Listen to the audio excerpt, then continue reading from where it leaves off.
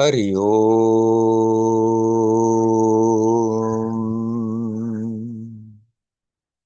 Hari Om.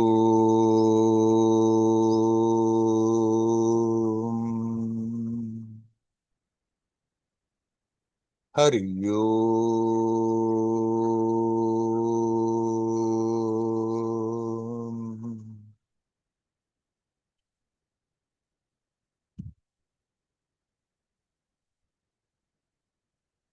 Hello, my friends.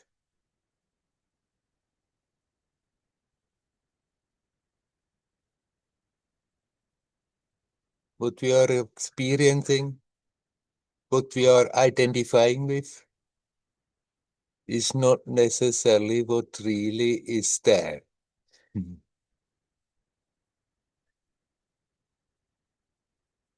What we are experiencing is real as an experience momentarily,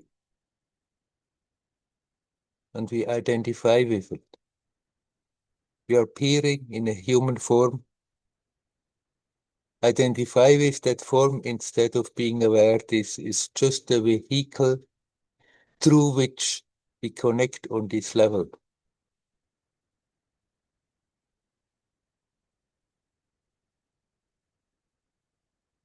And with that identification comes all the trouble that one has with physical existence.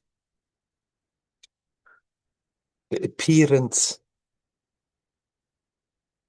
How are people thinking about me?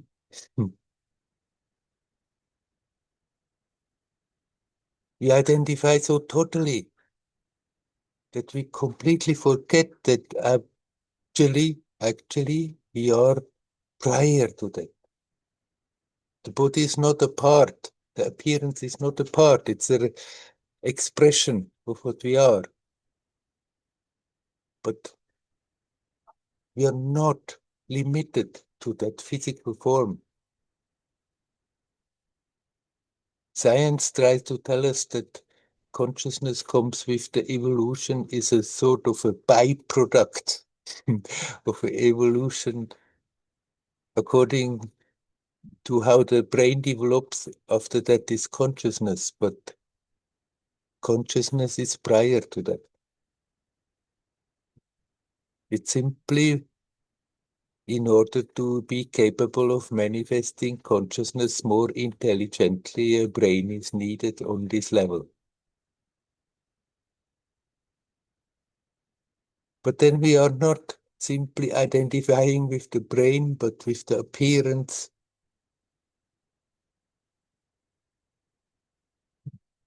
Self-worth is being connected with that body existence.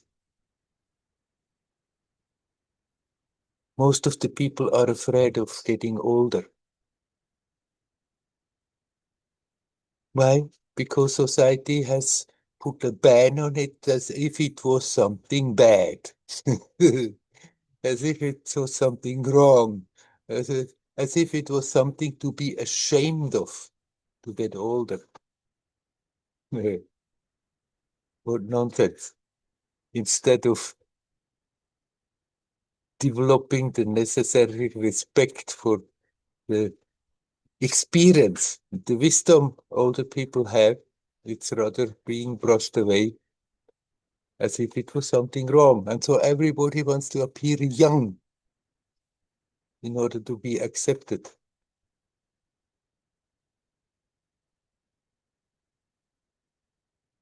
What you are is prior to all that, distinct, beautiful.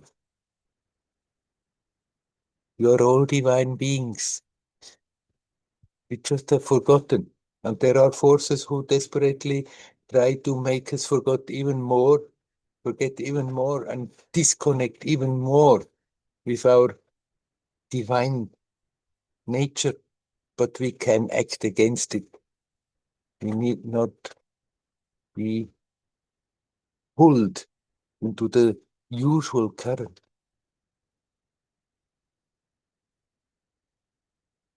The usual current is very much influenced by forces who are getting a kick out of it, who are benefiting if we are remaining estranged if we keep our energy on a low level, because there they can feed on it, and there they can manipulate us to keep going in the same way, just going through life half conscious, completely identified, forgotten what we really are. And we can at any moment change that. We can at any moment turn the attention back to the source, to that which makes the experience possible. In one way or another, just bring the attention here and be alive consciously.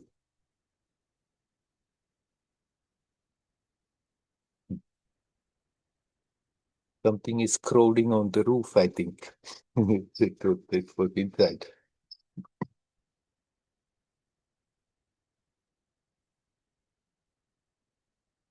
That connection is always there, however much we have forgotten, however much we have put barriers that we cannot consciously perceive. It has to be there, because without that there would be no experience. There would be no consciousness.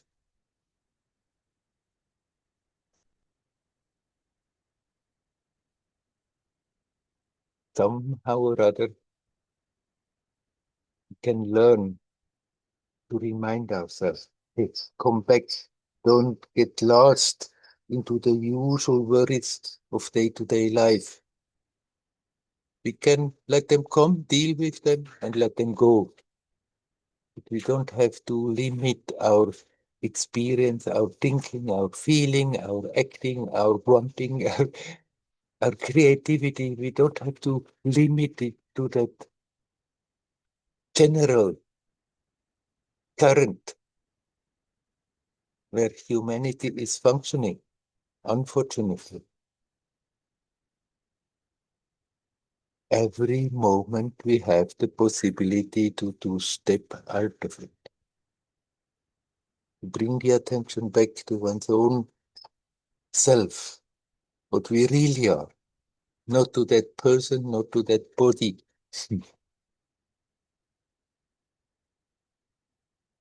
And then we can use that personality and that body to express that inner beauty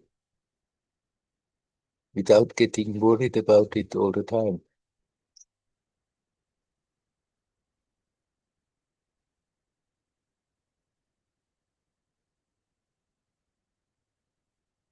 When I was young and still in Switzerland for some years, I used to practice Aikido. And I very shortly will tell the story of the founder of Aikido, Morihei Ueshiba. It seems, so I was told, that he witnessed when he was a little boy how his parents were beaten up by bad guys. And he grew up deciding this is not going to happen to me. And he started to study martial arts, all kinds of disciplines, and worked hard and became an expert, and he was really a master in different disciplines. He participated in public fights and became more and more known as the one who is not beatable. He is undefeated.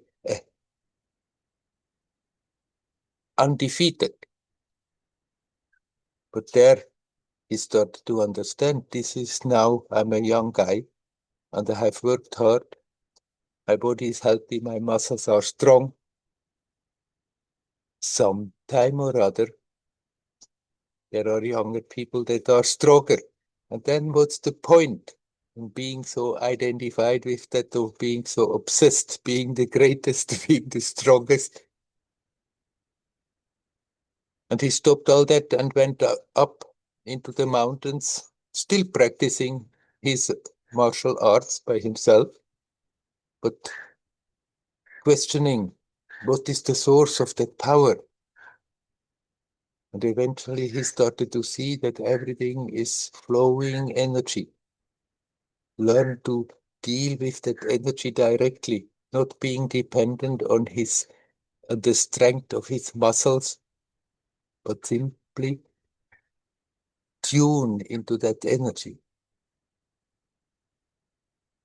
And that brought him a great peace and a love for existence, love for humanity, love for everything that lives, love for everything.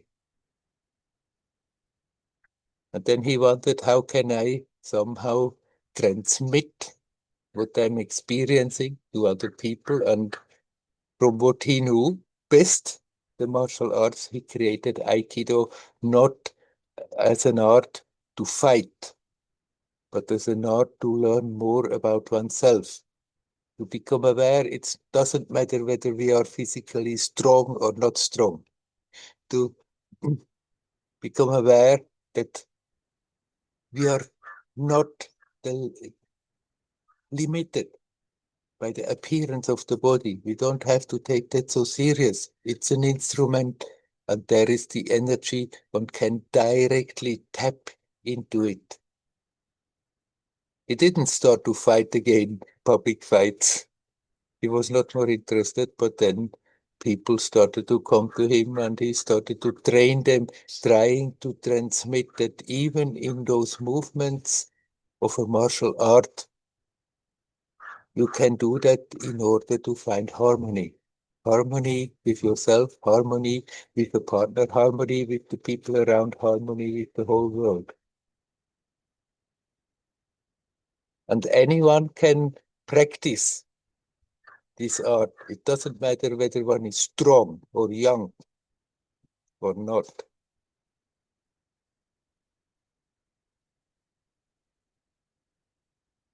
It's it's a way he tried to show people. What is the point in being identified with the body? Make it stronger and stronger. For him, it was martial art, but it's the same thing about uh, business, about doing this, about doing that, and wanting to be better and better and the best, or squeeze out as much as one can, and completely missing that there is a wealth there all the time. We just have to learn to tap into it that is far greater than whatever we can accumulate on this material level.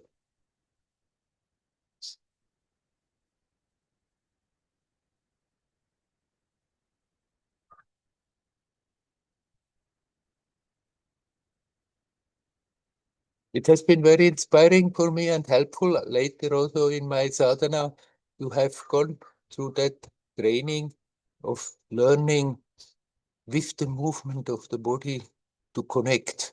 Later, my story was mainly sitting, sitting, sitting. But already there was that experience of you can learn to tune in to the flow of energy while moving. And we can't learn to do so no matter what we are doing. Just doing the simplest tasks in the household, we can learn to tune in into that flow of energy, because it's anyhow there. The body couldn't move without that. We couldn't think without that. We couldn't have an emotion without that. Nothing would be possible. The whole experience wouldn't be there without that.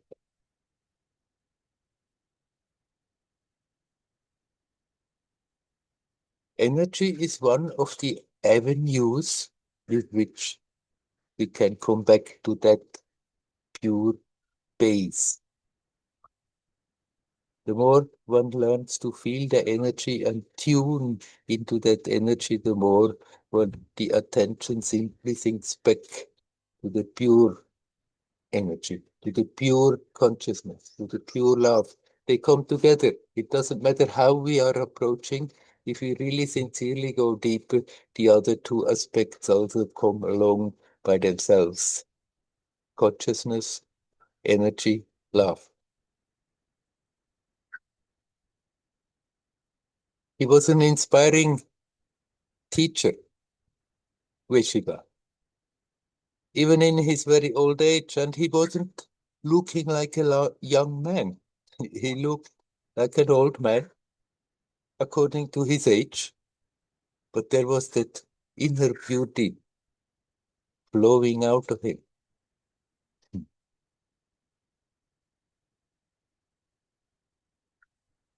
Now his followers, they understand more or less what he really wanted to transmit. For many people, it's just another martial art or fighting technique, but he gave the possibility that even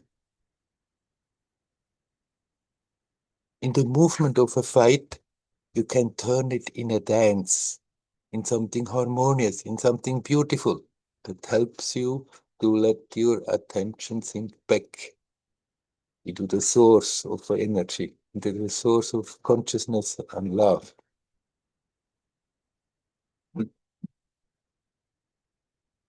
We have to disidentify with our personality, with our appearance, with being simply the body.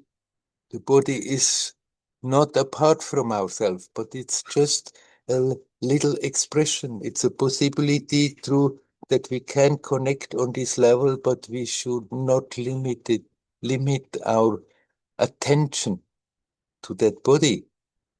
It's a temporary vehicle, and we are prior to that. And even when that body exists, we can turn the attention back to that which makes the experience possible, to that which is animating this body.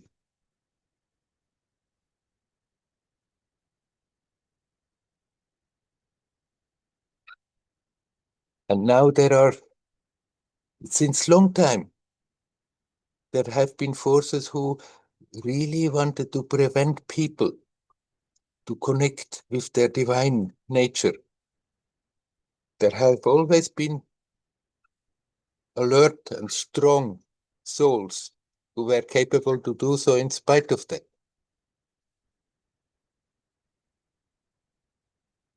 But the whole humanity is rather pushed in that current to remain limited, very limited. And right now, this push is very strong. But we have that possibility in spite of that. We don't have to listen to that pull. We don't have to listen to all that we are being told, that indoctrination that makes us small and bad and guilty and fearful.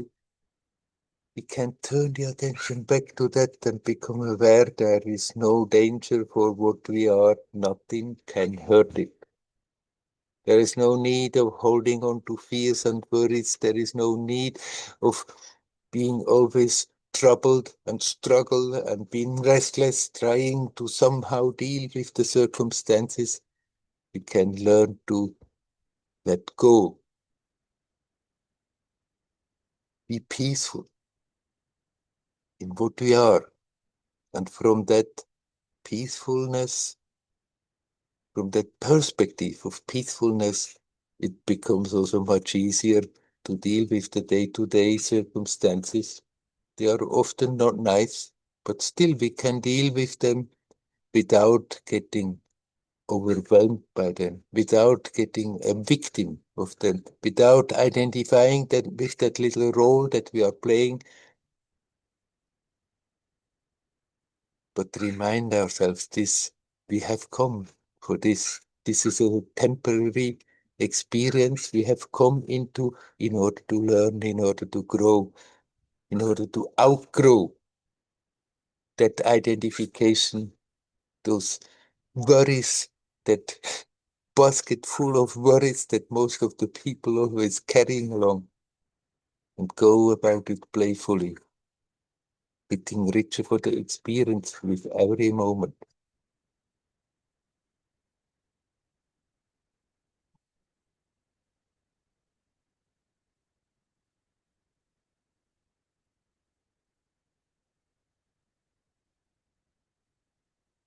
Nothing wrong keeping the vehicle healthy, if possible.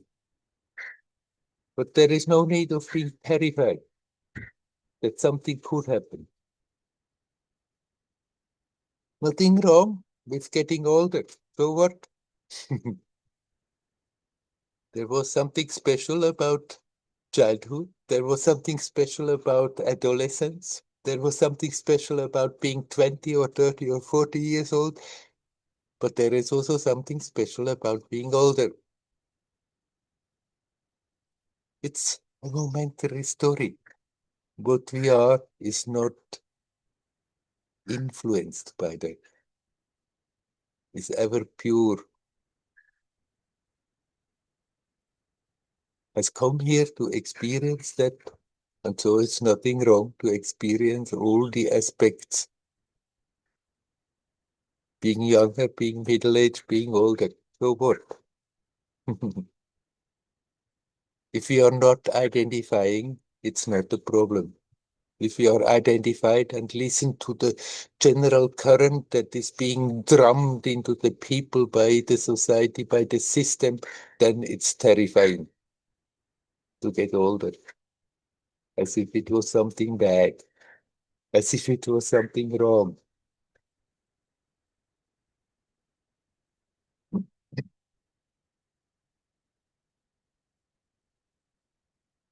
We don't have to wait until this body is gone. We can turn the attention back to what we are here now, anytime. And every time we do that, we are defying that pressure that is trying to push and pull us into a mold that is agreeable to those people who try to do so.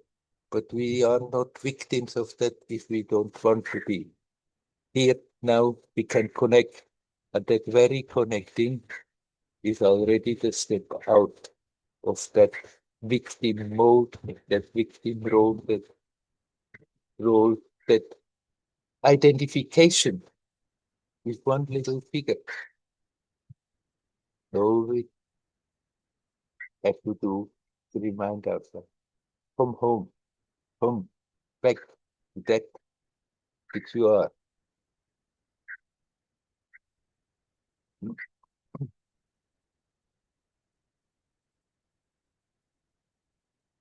Okay, my friends,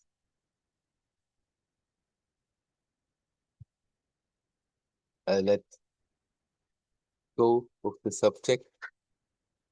And I'm asking you, is there anyone who would like to come in and say something? You're welcome to do so.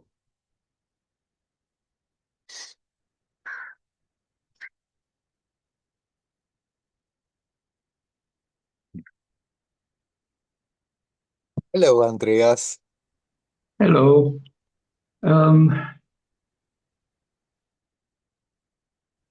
can you explain a little bit more the connection between the body and the mind?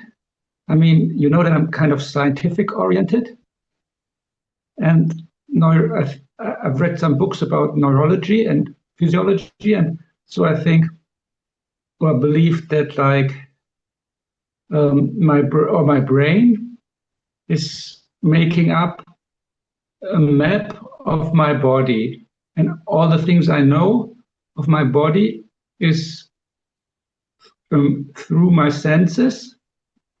And so I need a functioning brain to like feel my body or have information about my body. Mm. And I know I asked you already that, but I didn't really understand the answer that you gave. So maybe you can tell about it again.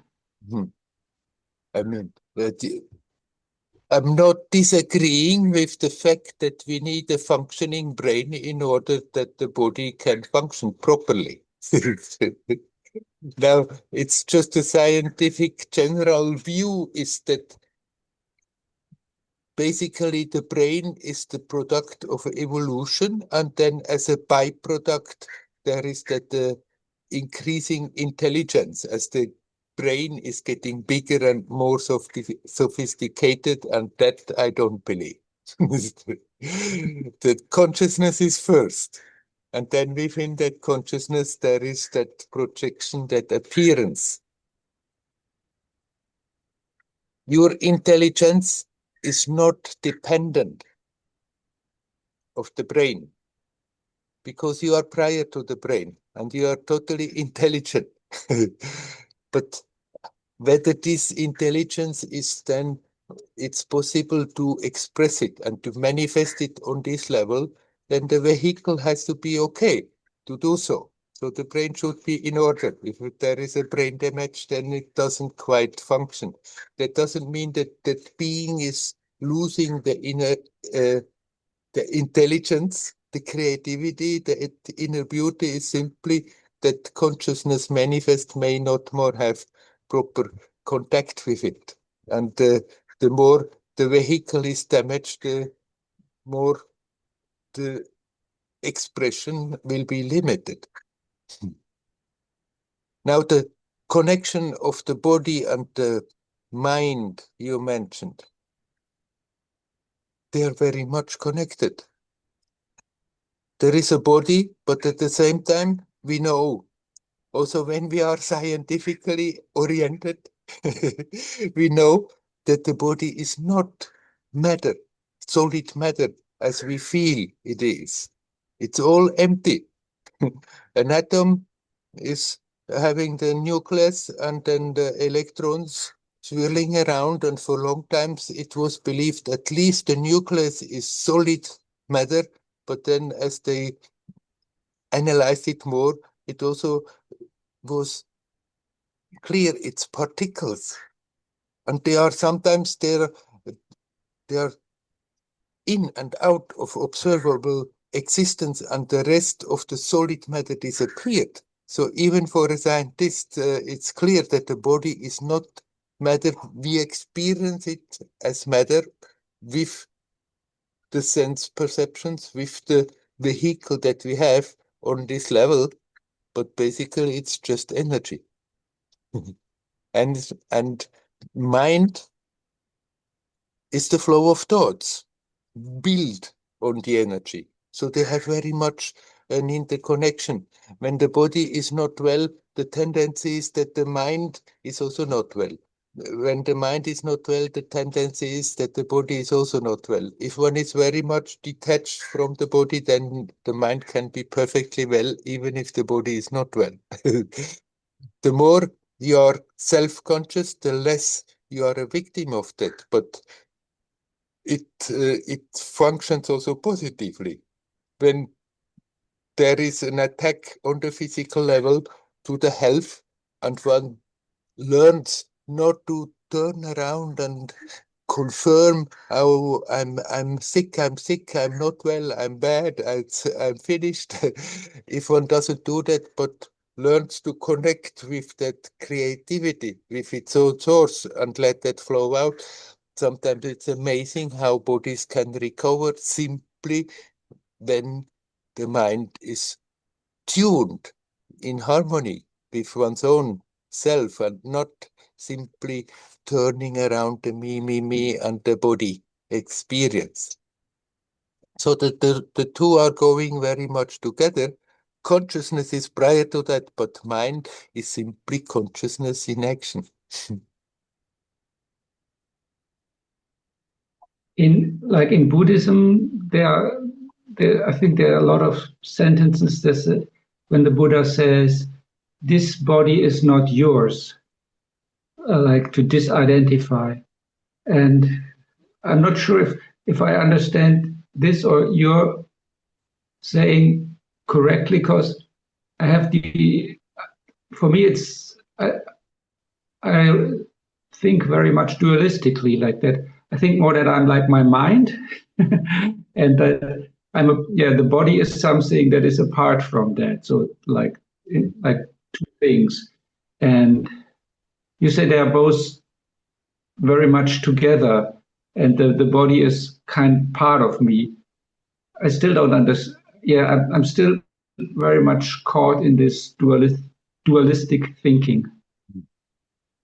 I mean, when the Buddha says, this is not your body, or when the Vedantin says, you are not the body, then they don't try to state a scientific fact. They simply try to give a hint how you can detach from being so fixed and obsessed with the body. Become aware, okay, you are whether the body is there or not. And your being is pure and strong and beautiful and whole, whether the body is healthy or not. But that doesn't mean uh, you are, this is not your body, as if this body is somebody, belongs to somebody else. It's somebody else's property.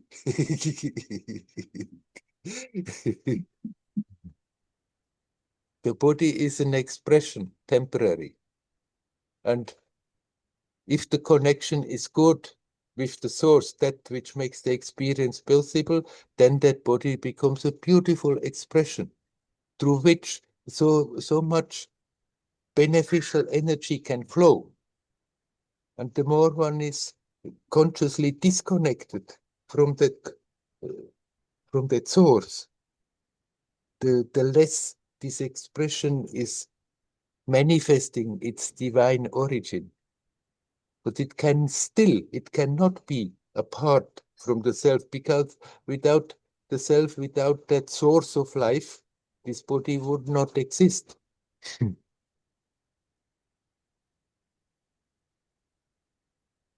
So the body is part of me. It's a momentary expression. Okay.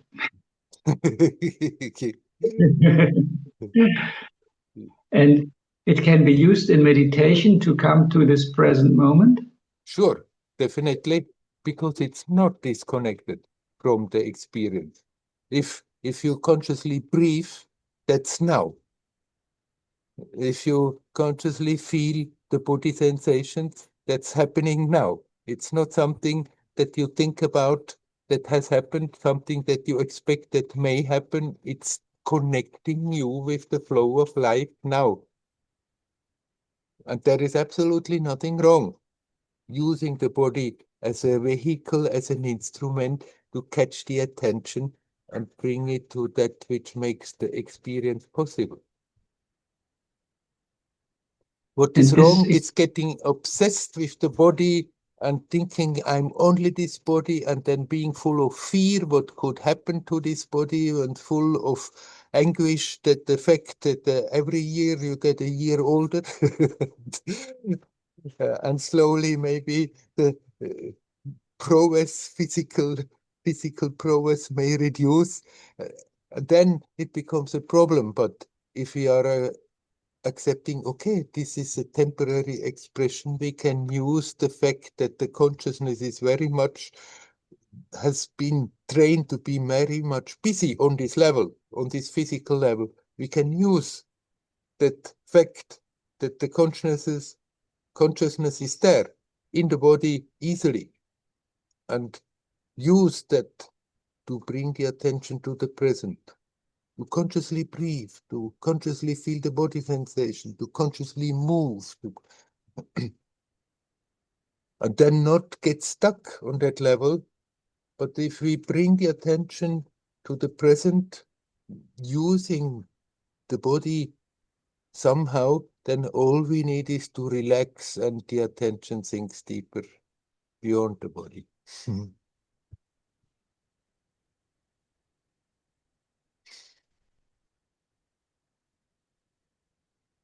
And the mind, what we so call the can you say mind, that like the experience? yeah, the mind, what we Go call ahead. the mind is not really something. There is not such a thing like a mind. There is consciousness, there is that capacity to turn consciousness into reasonable thoughts. And that is beautiful. It's a tool to be used where it's appropriate. Simply something has happened that instead of being a tool, it has become a continuous compulsion that we think and think and think. And so our reality is limited by what our mind is thinking about all the time. And that identification then that me, I am this body, I'm only this body, I'm separate from the whole rest, and the mind that they go very much together. That there's that once that identification is there, then one from the moment one wakes up till one goes to sleep, the tendency is that the thoughts are just going round and round and round and round about me, my role, my body, and the relationship of my body with the world outside. So it's equally wrong to identify with the mind than with the body. Yes, it's a tool. It's a possibility to turn consciousness into thoughts, and it can be very beautiful and very creative. But if it's the boss that dictates us to just what has been drummed into it, how we should think, how we should feel, how we should be, then uh, it's it's like a dictator. And instead of being aware that I'm prior to that, the thoughts have to follow what comes from me, from the source. Instead of that, we start to feel like a victim, helpless victim of the mind, and think the thinking mind, that's what I am, but then that I am mind is very much limited. It's very much conditioned how it has been formed. Can you use emotions in the same way like the body to come to the present moment? Yes, definitely. You can use emotion, be consciously aware of the emotion that brings you right to the experience of being alive here now. And this experience of the emotion or of the body, can you say that this is real? Or is it just a hint to the thing that is real behind It's it? it's real as an experience, momentary. It's connected. It's real because it's connected to reality, to life. You can say it's real or it's unreal. Both is true, both is not quite wrong. True. But here now, you're alive. Here now is so totally a different category. And if if you if there is an emotion, even if it's a troubling emotion, let's say a negative emotion, let's say jealousy, there is jealousy. and and you think, oh no, it's not good, it's not spiritual, should not feel jealous, but then that the emotion is there. Then what you can do is the opposite. You accept, okay, invite it even. All right, let that feeling come, but experience it consciously. And if you are not more uh, hanging on to the story that brought that feeling about, but go directly to that emotion, jealousy, are aware of how it's being alive right now, in that moment. It's real as an experience. You bring your attention to the present by consciously being jealous until you relax, and the jealousy and the sting of it and everything disappears, and it just brings you right back to the source.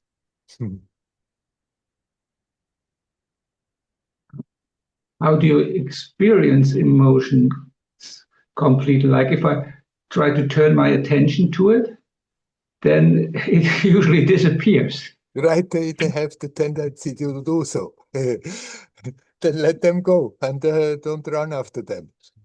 But if they are insisting and overpowering, we need not be a victim of them. We need not be afraid of them. Then, okay, then face the emotion. Let it be. Invite it rather, okay, instead of trying to control it, instead of trying to push it away, instead of trying to do something, let it come. invite it, experience it consciously, and learn to relax. And yes, then the emotion disappears eventually, because the emotions, that's the very definition of emotions. It's waves. It comes, it has a peak, it goes. It's never staying. I find it difficult to sometimes to experience as a whole. I can like experience the thoughts that come with it, and maybe the body energy, Mhm. and maybe a certain like feeling in the body. Mhm. But this, yeah, if I turn my attention to it, it falls into parts, and it's very. A lot of times I find it difficult to really say this. This is the whole thing, because I only can perceive the parts. Right. But I mean, when I'm saying, talking about this way of dealing with emotions, then it's not for the purpose of analyzing emotions and having explanations about it. It's for the purpose of using that emotions to bring your attention to your experience of being alive, and then you can let it go. Need not start to analyze it and explain it.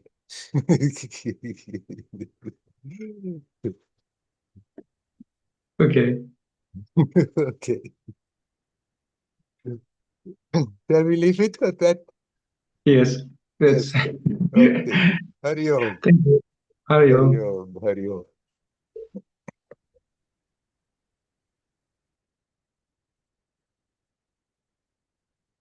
Is there anybody else who would like to come in?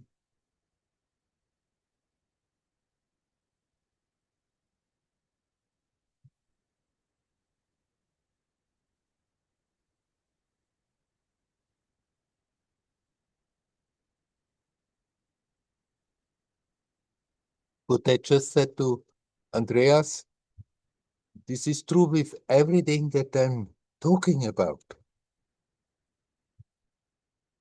I'm not talking about these things in order to analyze them, in order to get a better understanding, in order to be more knowledgeable.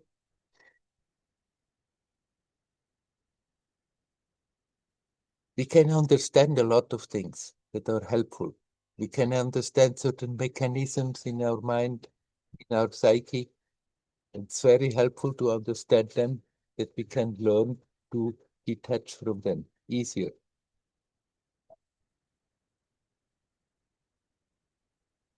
Understanding is very useful on a practical level, that we can live as a sane human being. We understand a lot of things, and there is absolutely nothing wrong with that. That's good. It's focused on practical things, how to do things, how to live safely, how to live efficiently. But then we try to bring that understanding back to that immediate direct experience. And there we are at a loss. We cannot understand what we are. We are what we are. As long as we are understanding and analyzing, then we are creating again that duality of me who is analyzing and the thing, the object that is being scrutinized and analyzed and understood.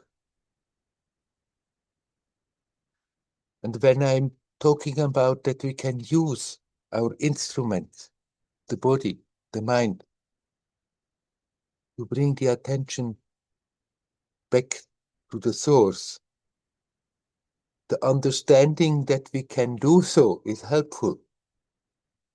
The understanding to look in the right direction is helpful, but then we cannot carry that understanding right to the source. Who wants to understand? Me, I, the person.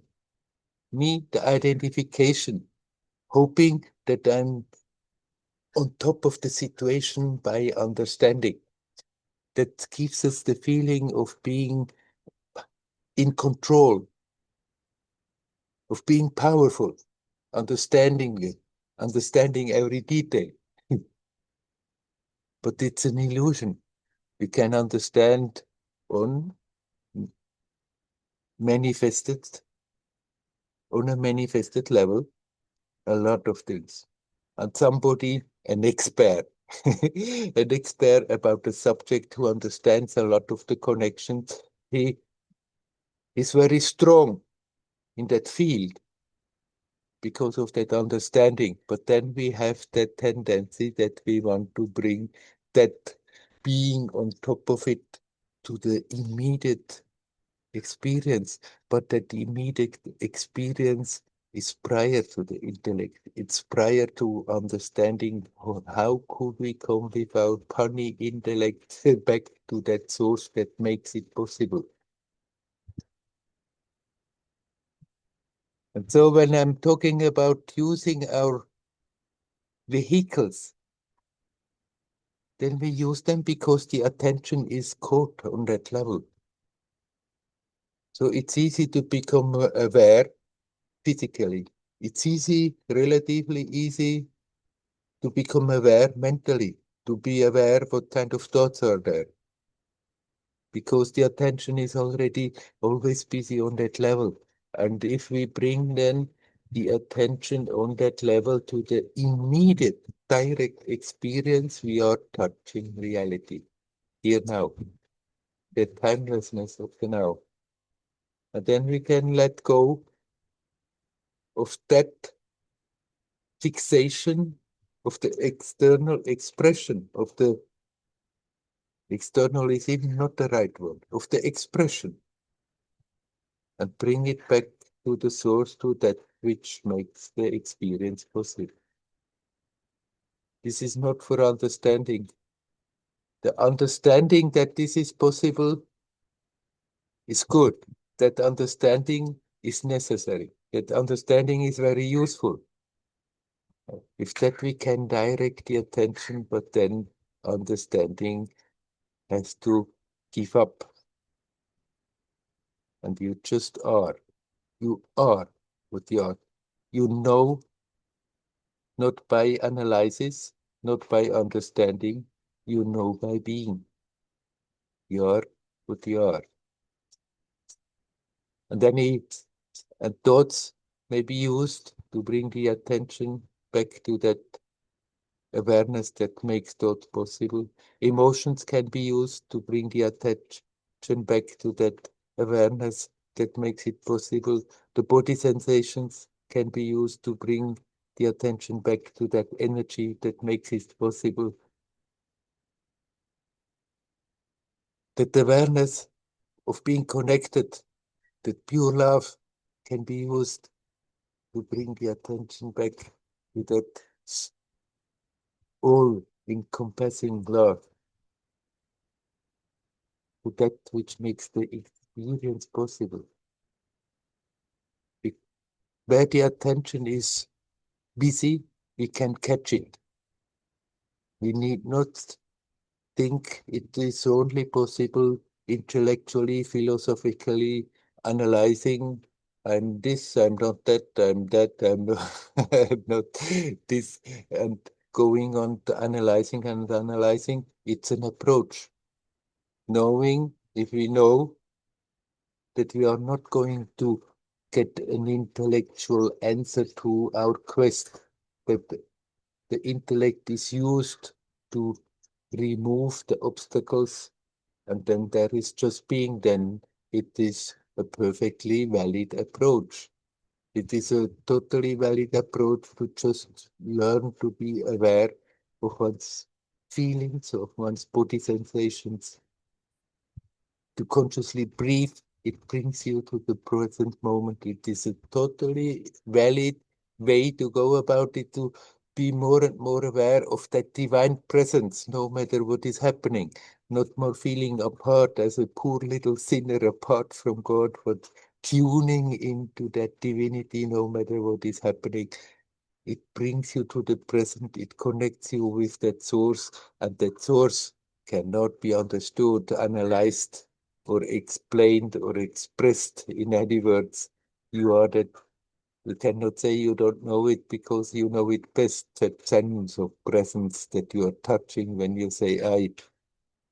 But you cannot say that you understand it because it's way prior to intellect and understanding. It's immediate.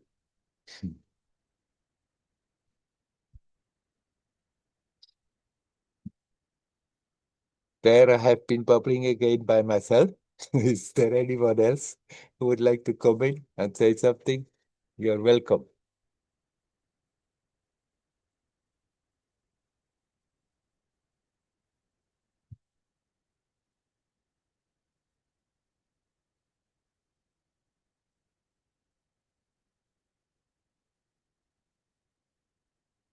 Hello, Andreas again. If nobody else wants, You're welcome. can cats and dogs realize their true nature? It functions differently with that manifestation. Cats and dogs, they are not estranged from their true nature like we are. They are functioning immediate, but that doesn't mean they are in a cosmic state, a cosmic conscious state or something like that. It's just that that consciousness is manifesting as a cat or a dog, and that's the whole purpose of it. It's not that the cat and the dog comes and hopes to somehow evolve into something else. There is, let's say, a dog. A dog has its intelligence, definitely. But let's say there is a level of intelligence that is dog intelligence. The dog is not come in order to go beyond that, simply in order to experience that. And like that, they are less troubled than we because they are not disconnecting from their source, but immediately functioning. He can a dog can think, but his actions are immediate without being rationally brooding over it and think, is it the right or the wrong thing to do? Like that, the dog can never create a hell like we create hells for ourselves by brooding, brooding, brooding. The dog can get very angry for a moment. Another, another male dog comes, they are very angry at each other. But then after that, the moment is over, they drop it and they just leave on. The experience is spontaneous, immediate of being angry, and then they let it go. They don't sit after that in their corner, in their own, each one in their own corner and brood about it. This bastard, how could he do that to me? How? It's gone. They spontaneously live, but they live instinctively and they have not the purpose of somehow evolving beyond their dog consciousness.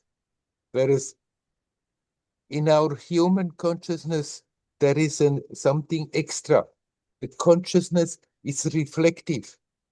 We can be conscious of being conscious, not simply instinctively, spontaneously conscious like the dog. And this is a great promise for the experience has the potential to evolve into unimaginable states, but it has also the potential that we are making our life miserable beyond measures like a dog or a cat couldn't. They don't make their life miserable. They have circumstances they like more, and they often many of the pets they are not well treated, so they are not having a very happy life, but they are not creating a misery for themselves like we would. Poor little victim, and think about it and brood about it, and but that capacity to be self-reflective is exactly that possibility that we can be consciously conscious, consciously alive, that we can bring the attention back to its very source. And then, if that is happening, the consciousness, the experience starts to unfold, and there is the potential that is there is staggering in the human form. And the dog and the cat, they don't have that, that they have not come for that purpose. They have come for the purpose of experiencing being a dog and being a cat, getting richer for the experience, and that, but not like to have always that conflict of being either somewhere in our dreams or being consciously. They just live spontaneously, consciously, most of the time quite happily from moment to moment. They don't create so much complicated self images and stories, right? No, of course not. Yeah. They don't go into that madness, but they don't have the choice to do so. They simply don't do it. And but isn't it some kind of grace to like realize your true nature? And couldn't this grace happen by accident to a cat or a dog or another animal? I mean, there can be always exceptions.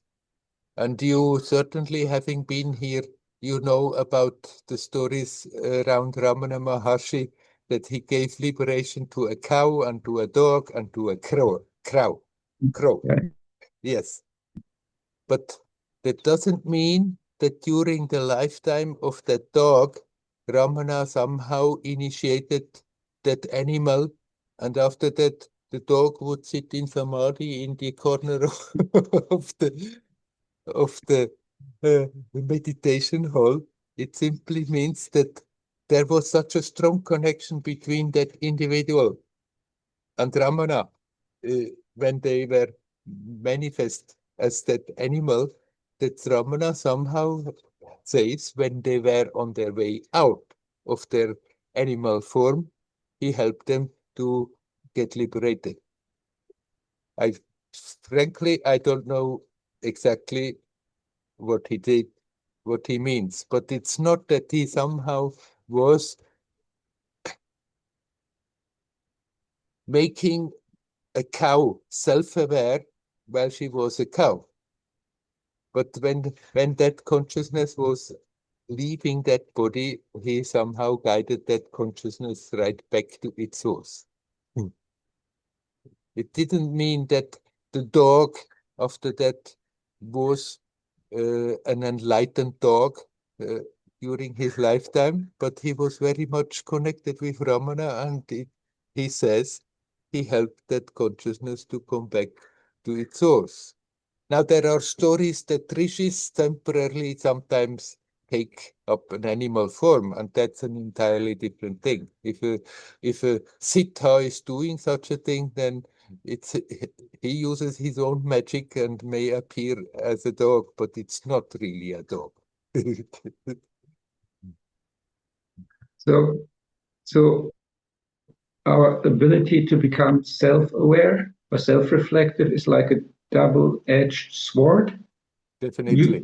You Sometimes it's turning against us or making it, or has the potential of making us kind of suffer in this kind of dream that we imagine, and which always means that we feel like disconnected in a way, but it also has the possibility of liberation, and Yes. you can't have one without the other. You cannot get one without the other, no. But, but you have always the choice which part of it you are putting into action. Yeah, but I'm not really getting out of my self images. Yeah, that's the thing. That's the challenge, that we learn, that we become aware, in spite of all the conditioning, in spite of how we have been trained, whatever has been drummed in our heads, that in spite of that, that we are not automatons that helplessly have to follow a script, but every moment we have the possibility to turn back the attention to that which makes the experience possible somehow, because we have been brought up so unnatural. What should be natural seems to be quite a job to accomplish. Because we have invested consciously and unconsciously so much energy to do the exact opposite. And definitely we can make ourselves suffer hell like a dog or a cat. They cannot suffer like this. They cannot make such a thing in their head like people can do. But that same possibility of being reflective can liberate us from that. That is the thing of being appearing as a human. We have every time, every moment, the possibility to, to turn towards madness, towards darkness, towards pain and suffering, or we have the possibility to turn to the source and let that consciousness blossom way beyond what is usually thought is human consciousness.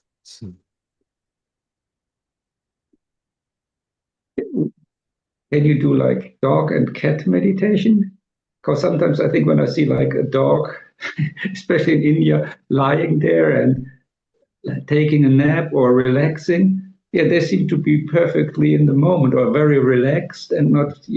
And wouldn't that be a good attitude for meditation? Definitely, and you can certainly take inspiration from it, but you don't have to become a dog for that. But definitely, animals are inspiring. They can show us an aspect often that we should also have if we were natural, but we have forgotten, we have covered it up. So we can take a lot of inspiration from animals, how they are spontaneous, how they are natural, how they are connected. But still, that doesn't mean we have to somehow, after that, limit our attention to that animal consciousness. In the time of the Buddha, there were some practitioners who practiced being like a cow or like a dog, and like they walked on all four legs and stuff like that. I didn't mean it like that. Yeah. I had another question, but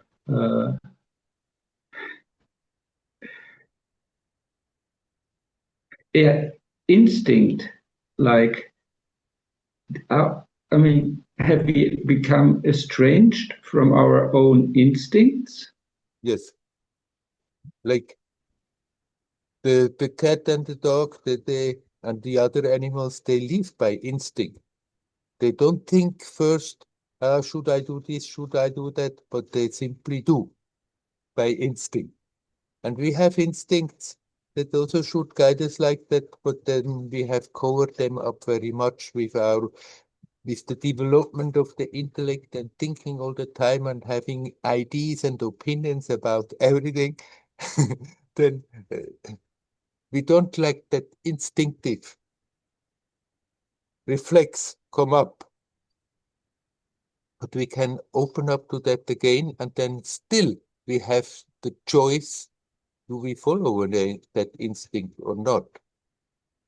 Because, I mean, let's say the sexual attraction, if we would, uh, without restriction, simply let that instinct guide us, then we would be like the dog when when a she-dog is in heat, then they become completely nuts. And we don't have to behave instinctively like that. We have very much the choice then, okay, there is that pull, but I need not follow that. But being more aware of our natural instincts, that would be very helpful because we have become so unnatural. At the same time, we have that capacity then to discriminate. Okay, this is a pull that pulls me in a direction, and if I give it unrestricted range to manifest itself instead of being creative and helpful. It can create problems, pain. So I'm not following that instinctive reaction. I thought more about, for example, sometimes I think it seems like you can feel when someone is looking at you.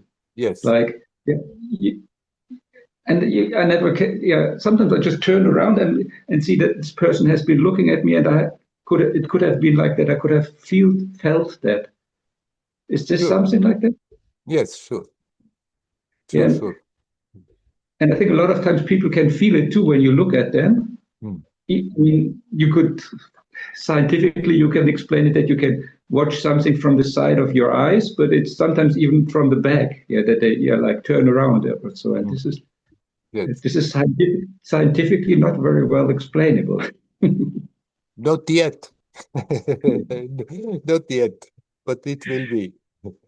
Right. If you think about somebody, even if you don't look at that person, and if that person is also in another country, you think about somebody, immediately you connect energetically. And if that other person is very sensitive, they may become aware, Andreas is thinking of me. They can even feel that it's me doing the thinking. Yes, Okay.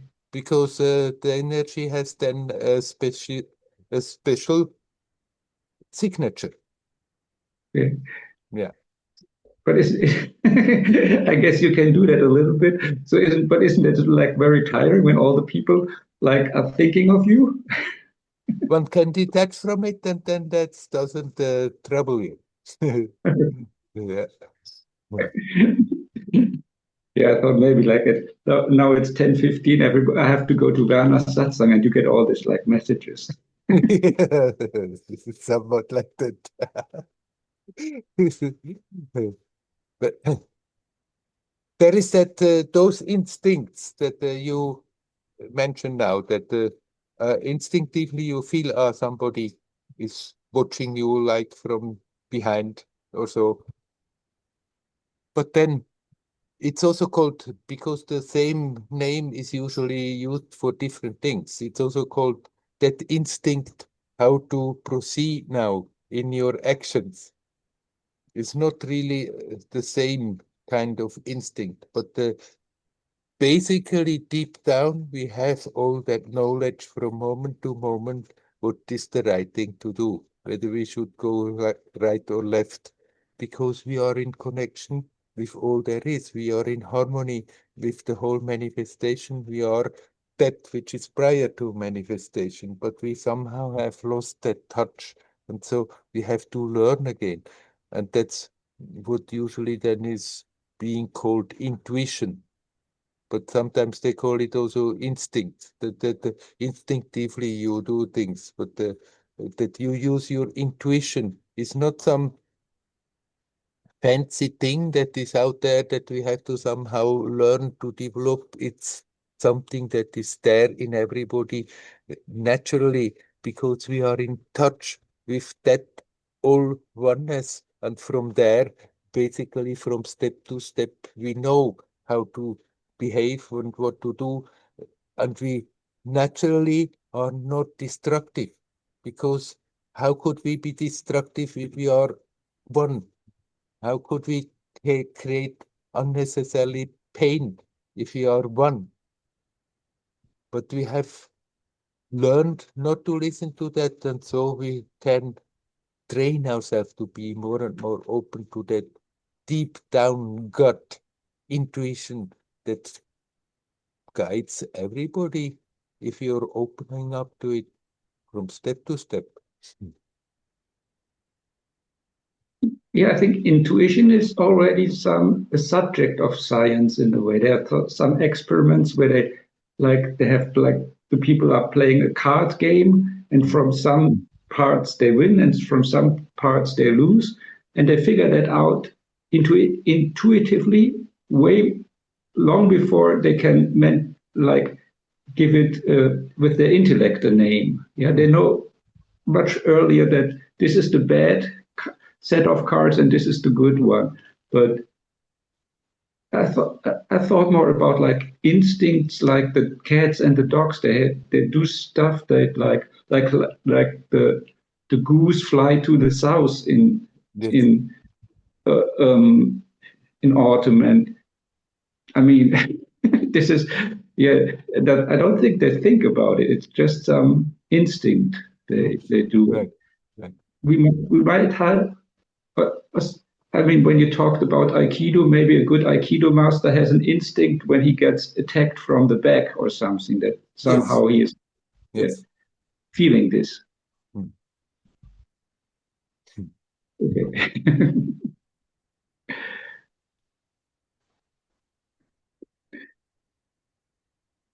Yes, the words are then sometimes a bit mixed up, like the instincts, like the instinct uh, of the sense organs, and then the instinct of feeling things like you described right now, or then the it's also sometimes used as what is also called intuition, and it's all there in everybody, in spite of not being an animal. But but then we have gotten so much interested in the intellect, in the mind, what we can think about, what we can talk about, what we can think that we understand, even if we don't understand so much as we think we understand.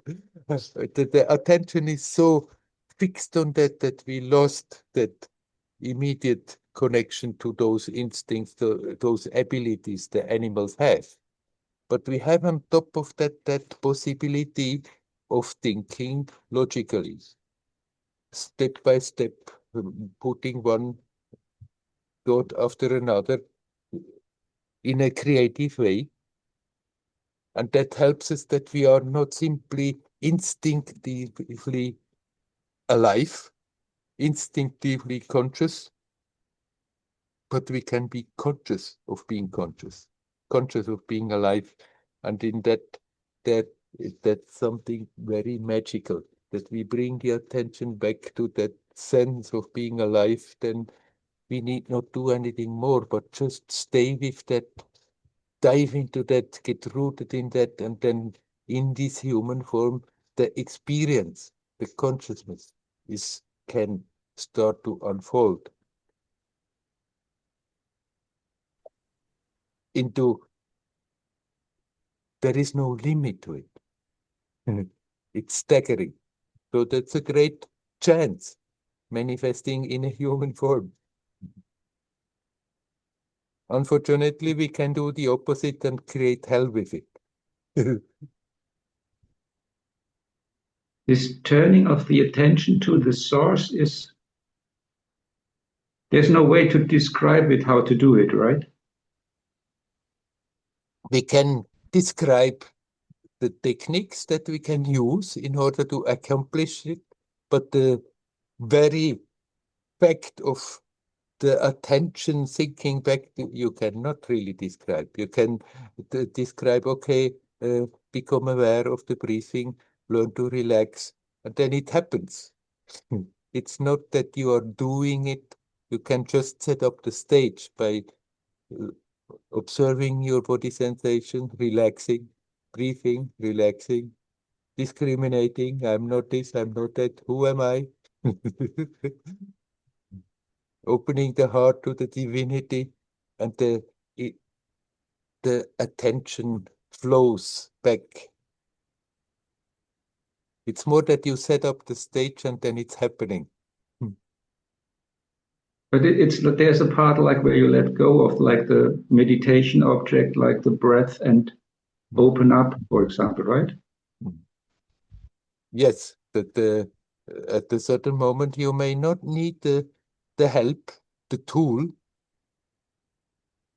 and drop it, or you it may still happen, and you may still continue using the tool to intensify the experience. But that is then individual different, how you deal with that moment where it's not really necessary.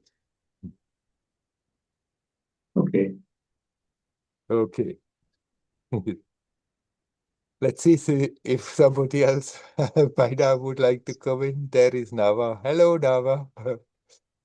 Thank you. Nava, you are muted. I can't hear you. There we go. I want to go back to what you were saying about the body. Yes. Okay, and if I understood right, you were talking about aside from the body, we think things are solid, but when you look at an atom, it's mostly empty space with a little bit of matter there, right?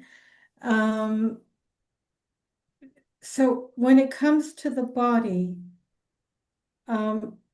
my personal experience has been which I haven't understood, but when the body disappears, it just simply is, like let's say I'm meditating Yeah. and I can't even find the body. Yeah. It's just not there. Yeah. But there's still a presence. Yes. And I've never quite understood that. I think I understand it a little bit better after what you were saying. It felt like, which makes no sense, it's a total contradiction, but it felt like a wind that didn't move. Yes. I know, okay. But it's had a great effect on me, on how I see the body. So, for example, I don't feel well today. Allergies have started, and I don't take it as seriously as I used to. It's like, Yes. okay, I don't Yes. feel so good. Um, what, but when you talked about the body, at some point you said you started to see your body as a temple. Mhm. Um, I can't put the two together. You cannot put this together. I can't put together that you see it as a temple at the same time that what I was talking about how I've experienced what happens when the body just goes. Yes. And you can look as hard as you want, and I can't find it. Yes. I can't put the two together. Can you explain that a little bit? Okay. You can, when you feel the body, and you are very much aware of the body, you can look at it as something like an enemy. You always fighting with it. It's always limiting you, and you are fighting against that limitation. Or you can use it as a tool to somehow try to squeeze out as much as possible sense gratification, that the running after the sense enjoyments of the body and be identified with it. Or you can turn your attention, and then the body becomes a temple. Then that possibility of that physical manifestation is that it has that potential when you bring the attention back to the source, that in this physical body, it's very much possible to get totally transcendent. Then your experience of the body may disappear, but it's still based in the foundation that the body is there on a certain level. Even if your experience goes beyond it and you don't experience the body. I mean, you can have those experiences without the body, but in this possibility of a human form with a nervous system that can become strong enough, then the, the consciousness can go way beyond that physical experience without destroying that body. Then your consciousness comes back and you become aware again that the body is there and has survived. Even if it has disappeared in your experience, it has still survived. That is the speciality of the human form, that the experience can go way beyond it, and then the body still survives, but the strength and the intuition and the riches of that experience can be there, even if you feel the body again, even if you are in an experience, you're walking around you and you're feeling that the body is walking without identifying, and thought that what I expressed then, the body can become a temple. It's exactly that I still have difficulty with. What or why would we consider it a temple? Because that which makes the body function is the pure divinity. It's not something bad. It's not something apart from the divine. It's that pure divinity that makes it possible that you breathe, that makes it possible that you move, that makes any action possible. If we look at that, if we bring the attention back to that, then there's nothing, absolutely nothing negative about the body. Except that this very, as you say, very divine thing called the body causes some people such tremendous suffering. Mm. Uh, That how can you explain that? that is the challenge of that human form. What I said before to Andreas, the animal doesn't have that possibility to create such a suffering. Uh, but we have that intelligence, and with that intelligence, we can use it to turn that human expression, that human experience into hell, and create suffering for oneself, for others, unimaginable. But at the same time, the possibility is always there to turn the attention in the other direction. And there is no limit to how the experience can unfold. So, yes, that possibility is always there. And when I say we can make the body into a temple, then I mean we can really turn the attention to the self, to the source, so that the body is not as an instrument of destruction, but becomes a divine expression.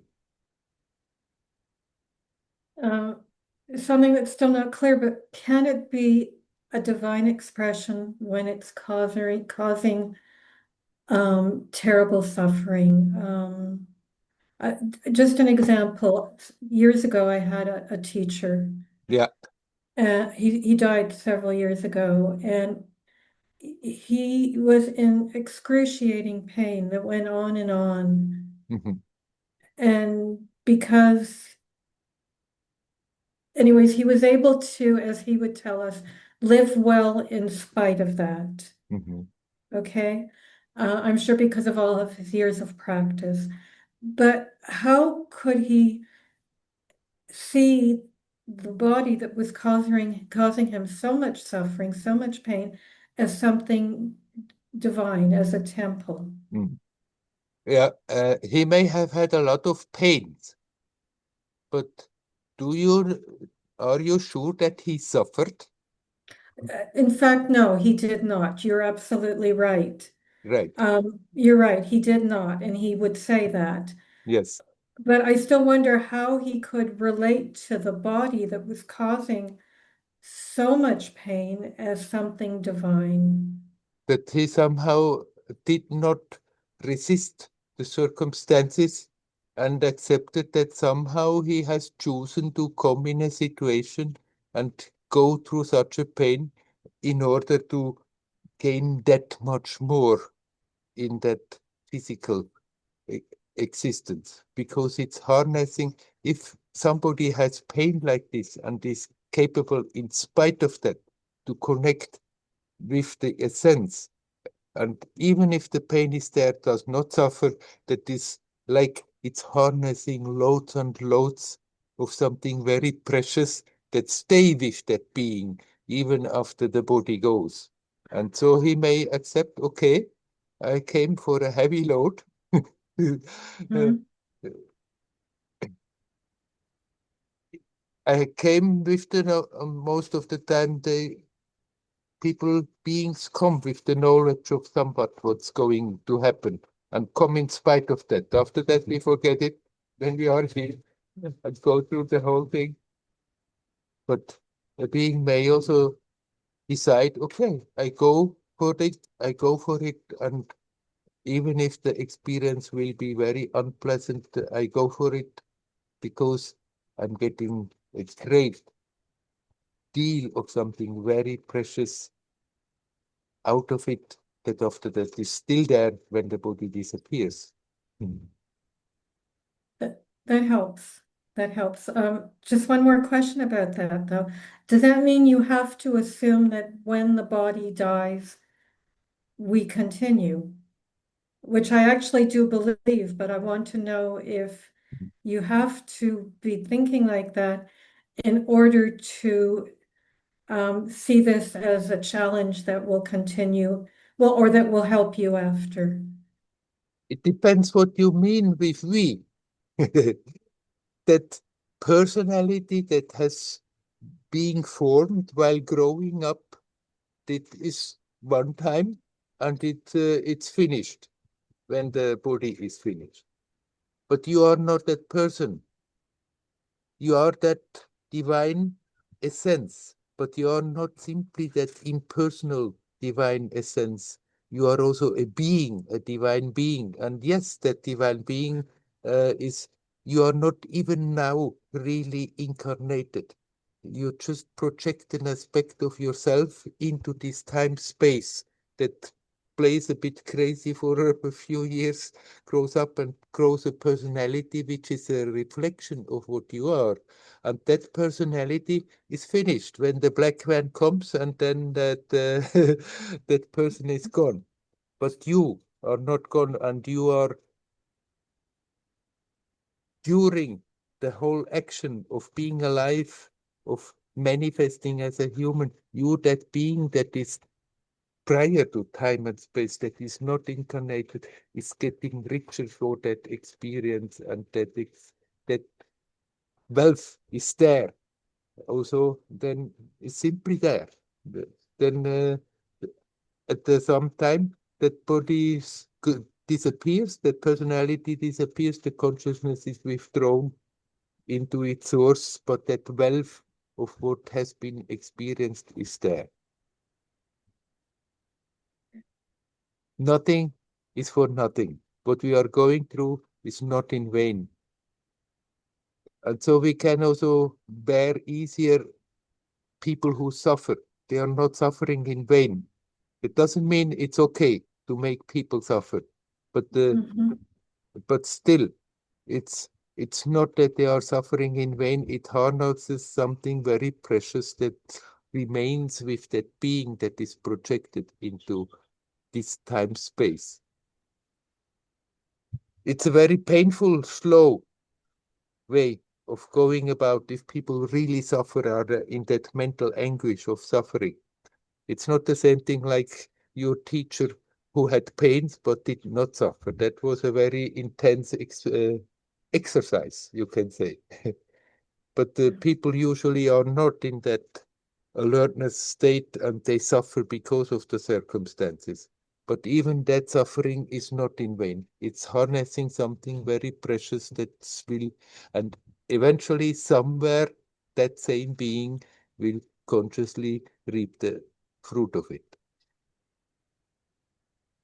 As their own presence and as part of something else. Yes? As their own, As their own presence. ah, yes, we are all connected. So when anyone who gets richer is enriching the whole.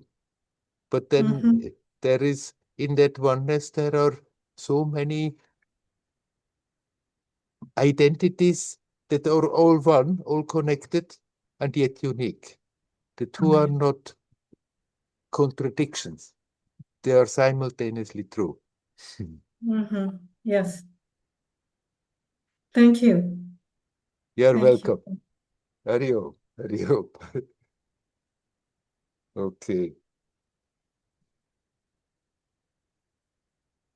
Let's stop with that. Now I brought that in what I sometimes said. This human body can be a temple.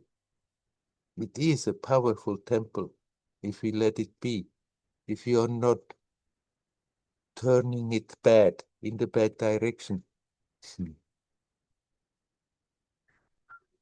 This miraculous functioning together of consciousness and matter,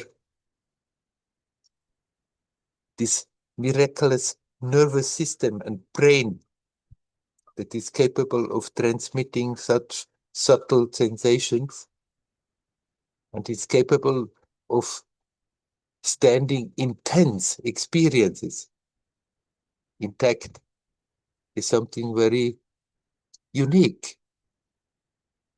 The body is simply a hindrance if we totally identify with the body and think, I'm only this body. I'm just a limited body apart, separate from the whole rest. But if we see it as the vehicle that it is, it can become a temple, a very powerful temple. I wish you all well. Hari Om, Hari Om, Hari Om.